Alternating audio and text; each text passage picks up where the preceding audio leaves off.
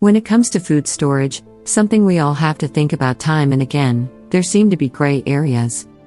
Items like meat and dairy should clearly be refrigerated, but the proper storage can be a bit of a toss-up with fruits and veggies. Should lemons and limes be stored in the fridge? There are mixed responses. SimpleMost reports that lemons, limes, oranges, and grapefruits don't need to be kept in the fridge, and doing so will make them less juicy. However, there's a hack that will ensure your lemons and limes don't lose their juiciness and last longer. Store lemons and limes in water. Even though lemons and limes add the perfect splash of color to your bar cart, they actually belong in the refrigerator. Lemons stored at room temperature last only a week before hardening. There's nothing sadder than picking up a lemon or lime that now feels like a golf ball, but there's luckily a better way to preserve the precious citrus you need for your margaritas or marinade.